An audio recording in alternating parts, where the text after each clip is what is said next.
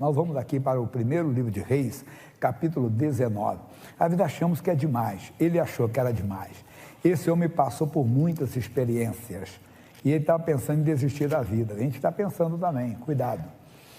E Acabe fez saber a Jezabel tudo com Elias havia feito, e como totalmente matara todos os profetas à espada.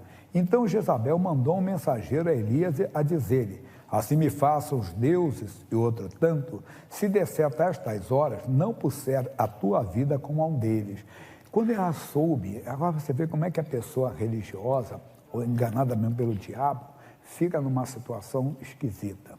Quando ela soube o que aconteceu, ela deveria dizer assim: puxa, então o Deus de Elias é o Deus verdadeiro.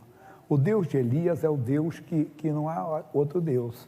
Porque ele orou, entenda bem, o frio fogo dos céus, os profetas de Baal clamaram e nada aconteceu. Mas não, ela só viu o lado negativo.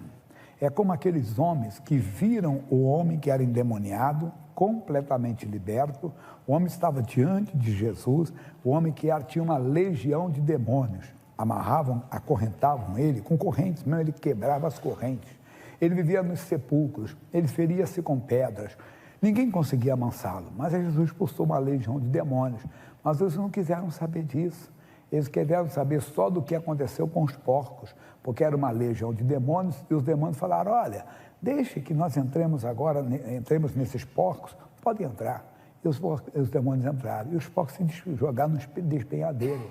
Quer dizer, para eles, uma manada de porcos vale muito mais do que uma alma, muito mais do que uma vida, que eles se preocuparam com isso, como a Jezabel. Ela não queria saber do Deus verdadeiro, ela queria saber da religiosidade dela, da ação do diabo. Mas vamos à mensagem de hoje.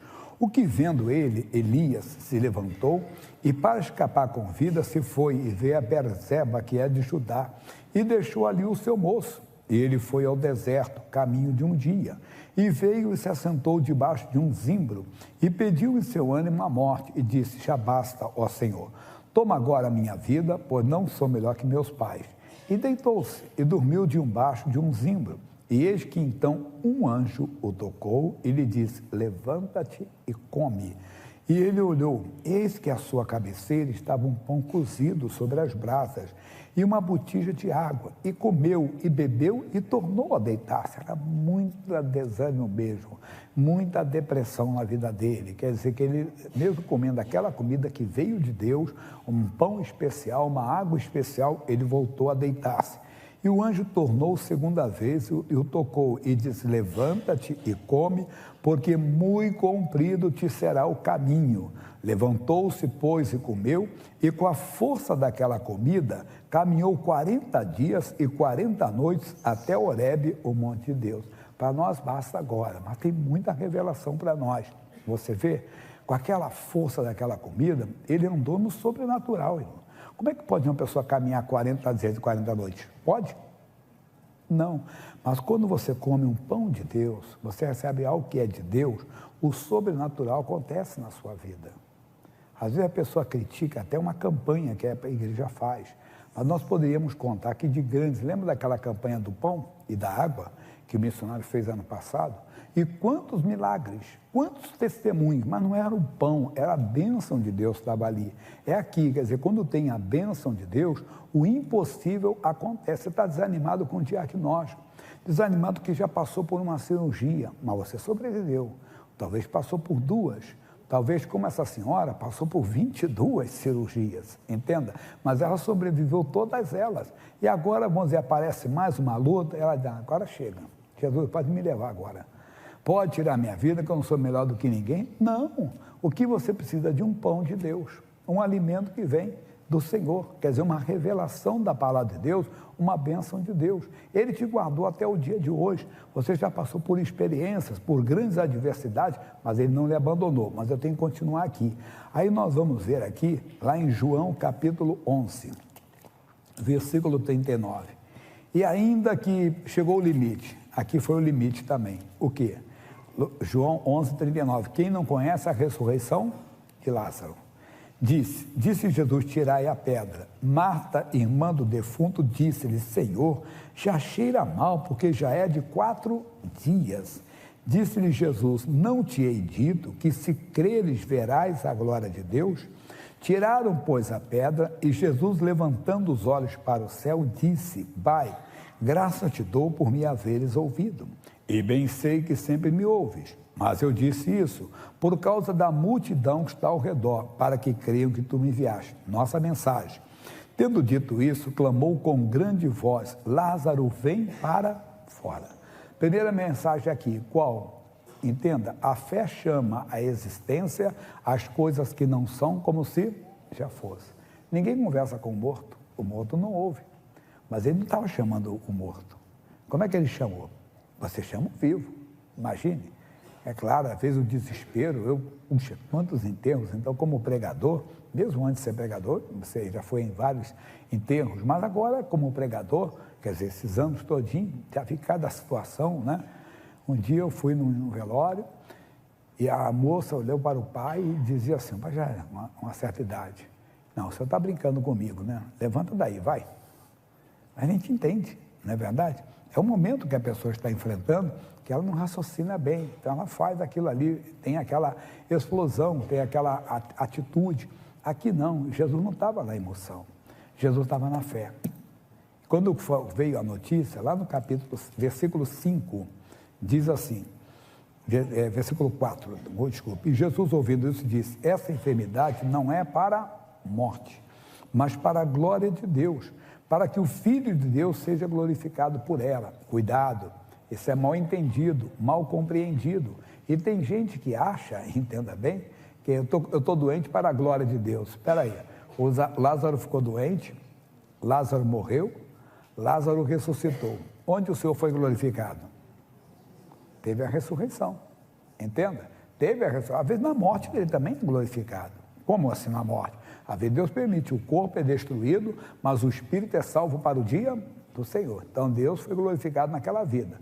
Todas as coisas cooperam para o bem daqueles que amam a Deus, até a morte. Às vezes nós questionamos a morte, mas até a morte coopera, porque Deus permitiu, o corpo foi destruído, o espírito foi salvo. Mas não é mensagem de agora. Agora foi na ressurreição. Então Jesus sabia da missão dele, então ele estava agindo por fé, ele segurando a palavra que ele falou lá no início, quando ele foi movido pelo Pai, quando ele foi dirigido pelo Pai. Voltando para esse versículo agora. Tendo dito, Lázaro vem para fora, e o defunto saiu, tendo as mãos e os pés ligados com faixo e o seu rosto envolto no lenço. Disse-lhe Jesus: desligai-o e deixai-o ir, que é o defunto. Aquele que estava morto, que veio ali como um morto, que veio com aquela figura toda do morto, mas que ouviu a voz do Senhor. No capítulo 5 de João, volta um pouco, por favor, versículo 25.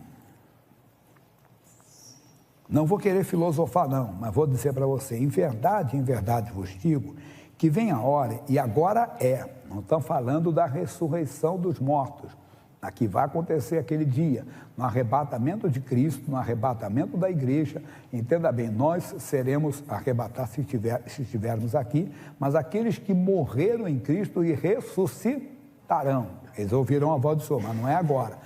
Ele está dizendo para mim: em verdade vos digo, que vem agora, e agora é, em que os mortos ouvirão a voz do Filho de Deus, e os que a ouvirem viverão. Por isso que eu falei que eu não quero filosofar, colocar a minha compreensão nesse texto, né? Mas dizer só para você: ainda que esteja morto, que não tenha mais jeito, não jogue a toalha fora, não jogue a toalha. Ouça o Senhor, porque ainda que tenha acabado, ainda que não tenha mais jeito, deixa Deus dirigir, deixa Deus falar. Nossa Senhora pediu o pastor Jair desligar os aparelhos do meu marido. Se desligar, ele morre. Não tem como. E acabaram desligando mesmo. Mas quando desligaram o aparelho, ele deu um grito. Ele voltou para a vida na hora. O que eu estou querendo passar para você? Nós vimos o Elias, a situação estava irreversível, mas Elias não estava morto. Esse Elias nem a morte viu. Ele foi arrebatado. Quer dizer, ainda que o caso esteja aparentemente perdido, que você esteja desistindo, não, deixa Deus lhe dirigir. Elias queria acabar com a sua vida. Elias queria a morte, pediu a morte. Nem a morte ele encontrou, porque ele foi arrebatado, porque Deus não tinha aquele plano para ele. O plano para Elias era plano de vida, era um plano diferente. Nós temos que ouvir o plano de Deus. E agora estamos vendo o quê? Que ainda que o caso esteja perdido, que não tem mais solução, que não tem mais jeito, mas se você ouvir a voz de Deus, os mortos virão, quer dizer, o que está acabado, o que já destruiu, o que já se acabou, que não tem mais jeito, que todo mundo diz, joga agora. Como disse um amigo uma vez, quando nós entramos na TV Gazeta, naquela época, nós começamos à noite, era 1 hora de programa. Esses dias agora nós estávamos com os pastores, nós pegamos o valor que se pagava, entenda, naquele horário, e se fosse hoje, é um absurdo. Quando o missionário assinou o contrato, tinha um homem que estava lá, já é falecido esse senhor, ele já é falecido. Ele ligou e disse, Jaiminho, ele já amava assim, esse missionário acabou de sepultar a igreja. Como é que ele vai assinar um contrato no horário nobre da televisão? Disse, o doutor fulano de tal, ele é dirigido por Deus, deixa Deus. Não, mas isso aí não existe, não sei o quê. Ele é um homem de Deus, ele é dirigido, não lembro das palavras todas. Tudo bem. E conseguimos ficar lá. Mas 1 ano depois, aí a loucura foi dobrada, né? Que de 1 hora passou para 2. Se passou para 2, o preço também aumentou. Aí era loucura mesmo, aparentemente. Ele me telefona e deu o mesmo cidadão. Telefone assim, Jaiminho, ele acabou de colocar uma pá de cal agora. Quer dizer, já fechou o caixão e agora não tem mais jeito. Deus é que dirige. Bem, nós continuamos firmes. Aí ele já foi embora. Foi também que já não sei quanto tempo, mas já tinha certa idade. Mas o que eu quero passar para você, irmãozinho, para Deus não há impossíveis. Eu não sei qual o estágio que você enfrentou, pode enfrentar, mas nunca esqueça do Senhor. Não esqueça de quê? Vamos aqui para Isaías capítulo 43. Esse você conhece, em parte você costuma recitar, mas ele é mais completo. Geralmente nós recitamos uma parte, agindo Deus, quem impedirá? Vamos ler completo, né? 43 é o capítulo, 13 é o versículo. E assim, ainda antes que houvesse dia, eu sou. O que é isso? Ainda não chegou o dia, ainda não chegou a bênção, não chegou a luz, a revelação. Você ainda não vê nada, não vê. Não tem saída, está na noite ainda, antes que houvesse dia. Antes de acontecer, ele é Deus. Ele disse para Abrão, Abrão, eu sou o Deus Todo-Poderoso. Quando ele foi falar para Abrão que ele seria pai aos 100 anos e a mulher dele, a esposa legítima dele, mãe com 90 anos. Mas antes que ele falasse, ele está dizendo, eu sou o Deus Todo-Poderoso. A mesma coisa. Você nunca pode esquecer que o seu Deus é o Todo-Poderoso. Isso eu vou falar mais na segunda parte. Vamos ficar então aqui agora. Ele diz, ainda antes que houvesse dia, eu sou. Ninguém há que possa escapar das minhas mãos. Ninguém. Não tem isso. Não tem. Operando eu, aí sim. Quem impedirá? Porque para ele, aí Lucas, não dá tempo de falar tudo para você agora, porque Lucas 1,37 diz que para Deus não é impossível. Você deve fazer como Jonas, que estava morrendo no ventre do peixe, mas lembrou-se de Deus. Aí, lembrando de Deus, aquele Deus que era misericordioso para perdoar suas falhas, aquele Deus que era poderoso, que eu vou falar já na segunda parte sobre isso, já estou adiantando, então ele lembrou-se de Deus, de quem? Do Deus misericordioso, do Deus poderoso, que perdoa os pecados, mas que tinha poder de tirá-lo lá do ventre do peixe. Deus tem poder de tirar você de qualquer lugar. Creia, ele é Deus, jamais deixou de ser Deus. Amém? Segundo Crônicas, capítulo 33, eu terminei semana passada à noite, falando dele, e vou trazer mais coisas agora.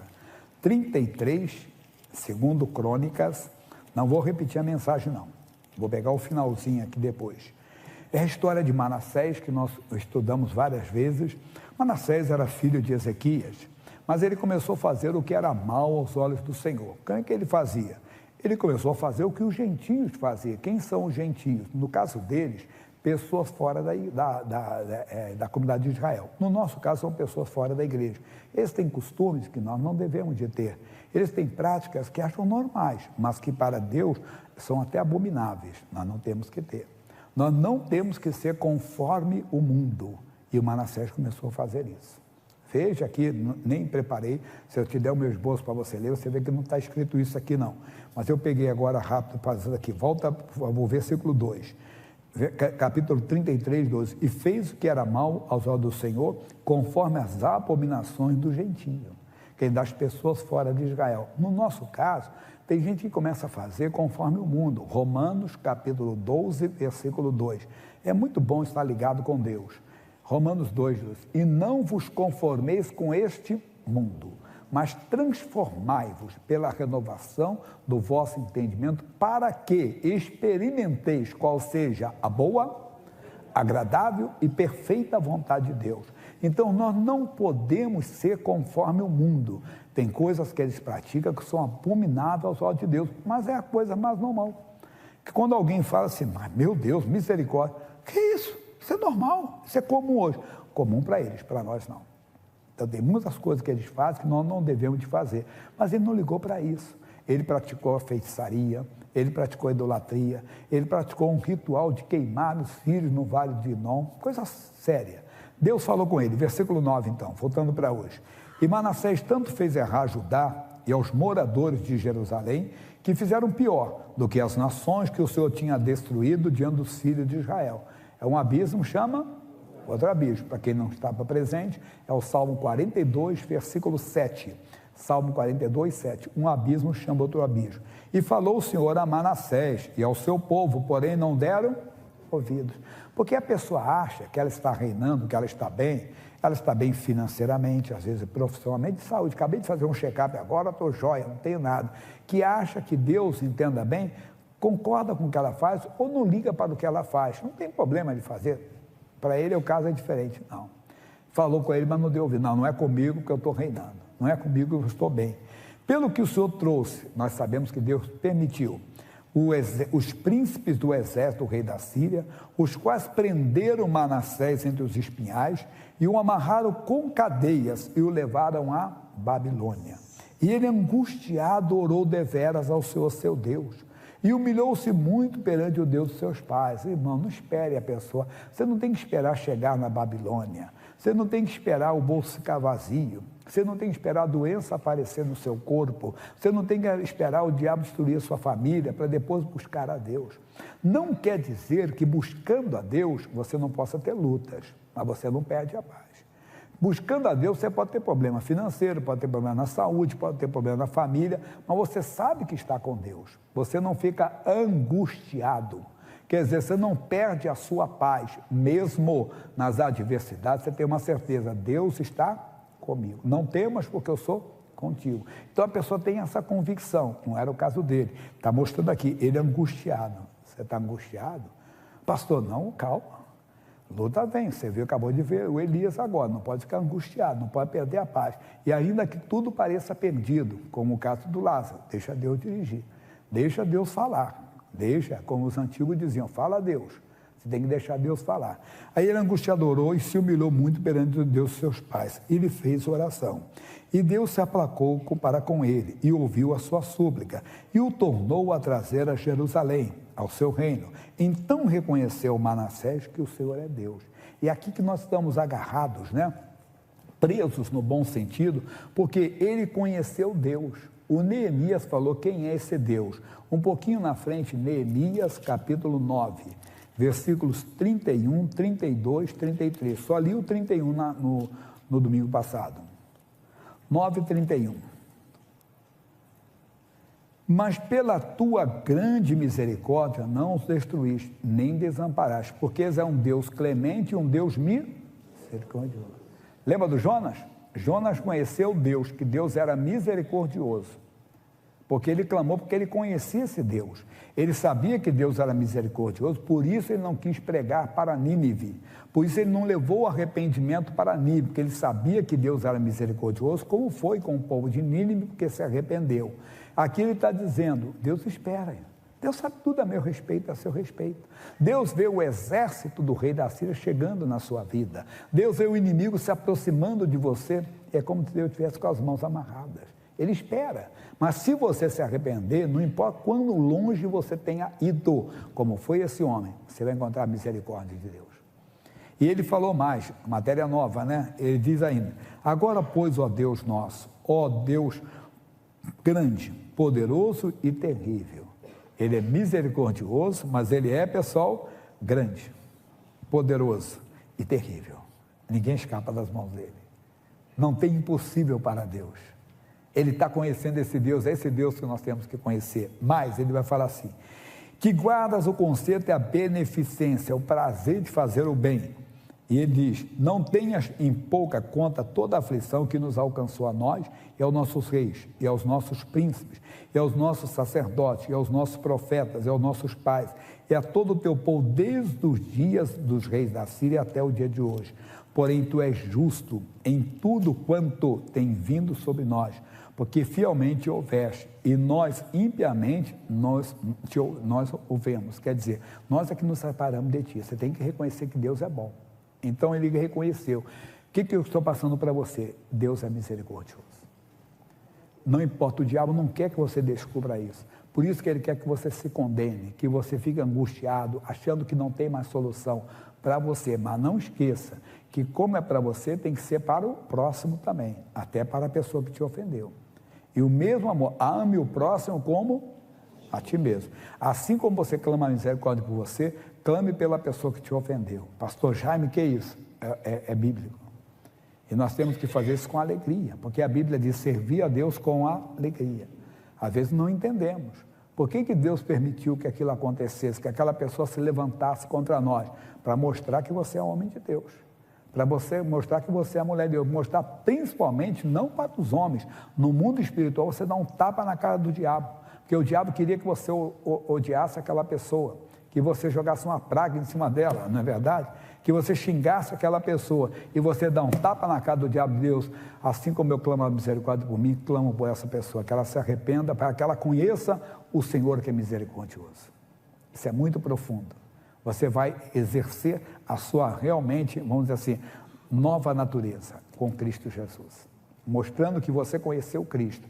Então conheça esse Deus que é misericordioso. Mais ainda no Novo Testamento, olha que coisa bonita, 1 de João 4:8, não é o Evangelho, é 1 de João, lá no final da Bíblia, conhecendo Deus. Então o Manassés conheceu o Deus misericordioso, mas o Deus poderoso, porque era o rei da Síria, mas ele foi tirado de lá. Já falo sobre isso. 8. Aquele que não ama não conhece a Deus, porque Deus é amor.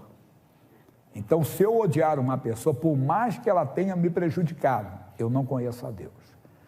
Porque Deus é amor. Que se fosse eu, entende? Eu clamaria a misericórdia dele.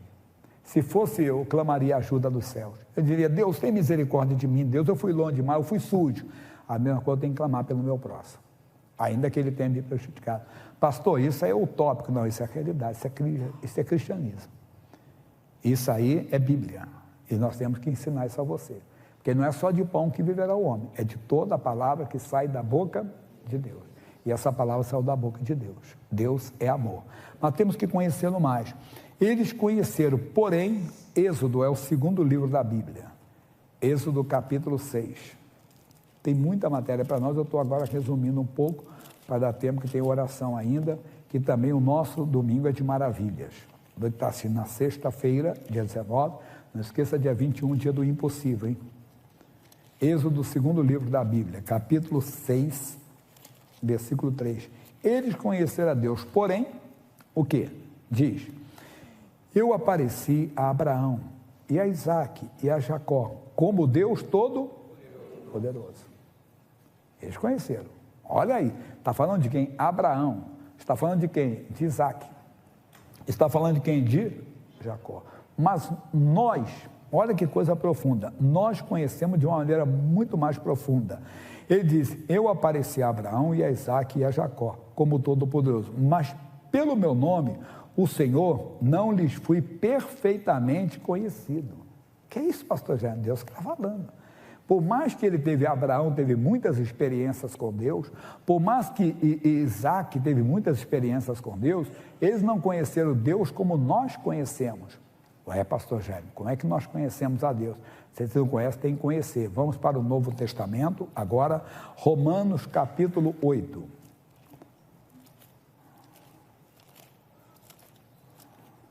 Romanos 8, versículo 15.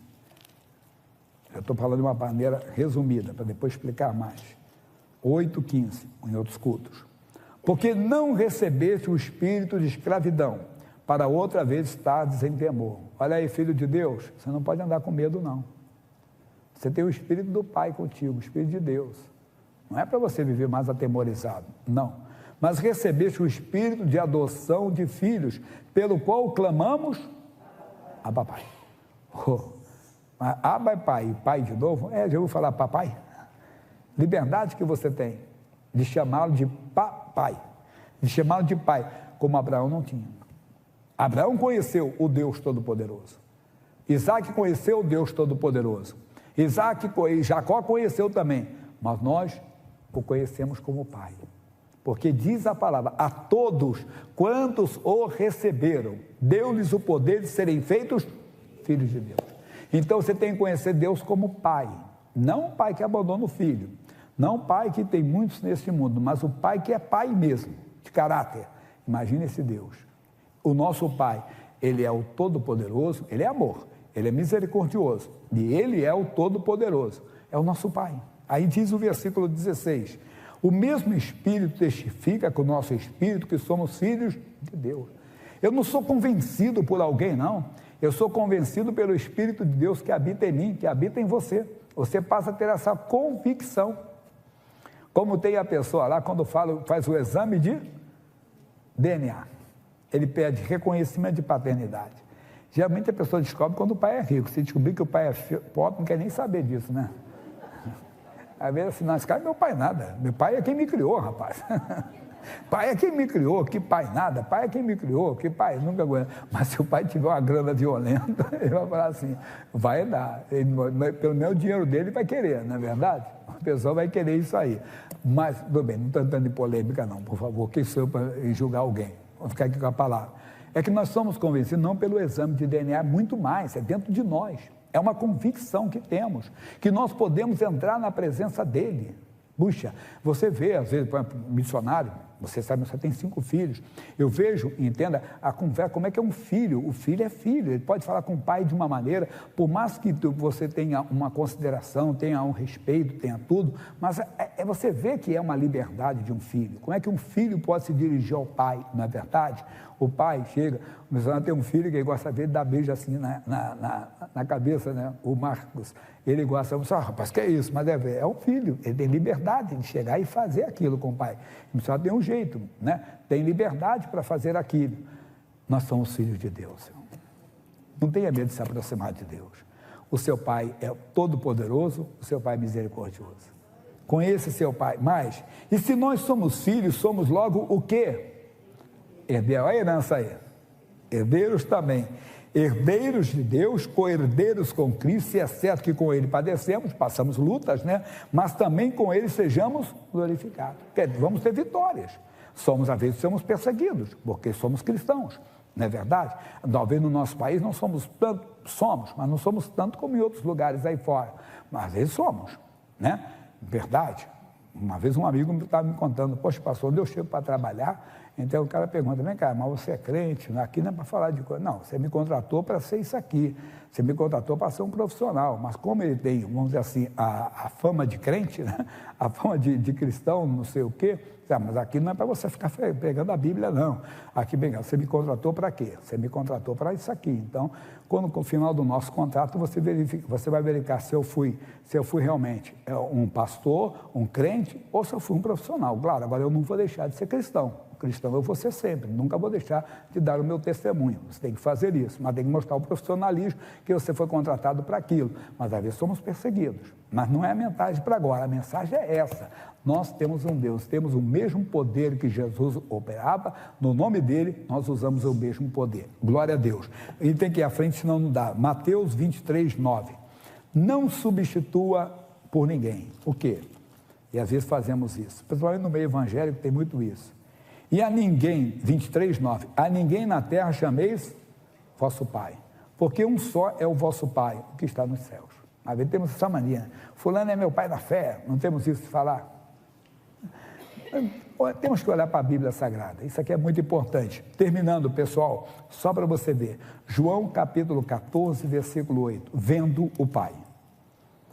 João 14, 8. Depois vamos falar mais detalhadas os versículos aqui que passei. 14, 8. E disse-lhe Filipe, Senhor, mostra-nos o Pai, o que nos basta. Pois eu também queria conhecê-lo. Não. E disse-lhe Jesus, estou há tanto tempo convosco e não me tendes conhecido, Filipe? Quem me vê a mim, vê o Pai. E como diz tu que estou no Pai? Não crês tu que estou no Pai, que o Pai está em mim? As palavras que eu vos digo, não as digo de mim mesmo, mas o Pai que está em mim é quem faz as obras. Aqui está o segredo. Se você quer ter Deus se manifestando na sua vida, o Pai morando em você, faça como Jesus, guarde a palavra. E as pessoas verão Deus na sua... Como é que você diz, Filipe? Quem vê a mim, vê o Pai, porque o Pai está em mim. Irmão, pode parecer demais. Pode aparecer aberrativo, ou pode aparecer até uma pedância, entenda bem, uma vaidade muito grande. Ou, não. As pessoas verão Deus em você. Quando? 14, 21. Aquele que tem os meus mandamentos e os guarda, este é o que me ama. E aquele que me ama será amado de quem?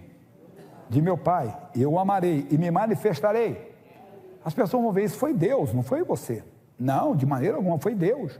Lembra quando Pedro levantou, não tenho prata nem ouro, mas o que eu tenho eu te dou, em nome de Jesus Cristo Nazareno, levanta-te e anda. O homem se levantou, as pessoas olharam para o Pedro, perplexos. Ei, vocês estão olhando para mim por quê? Para o João. Não, foi a nossa santidade não. Foi o nome de Jesus, o poder que é nesse nome. Versículo 23, Jesus respondeu e disse, se alguém me ama, guardará o quê? A minha palavra, como eu guardei a palavra do Pai. E meu Pai o amará, e viremos para ele, e faremos nele, e as pessoas vão começar a ver Deus na sua vida. Essa é a mensagem, meu irmão.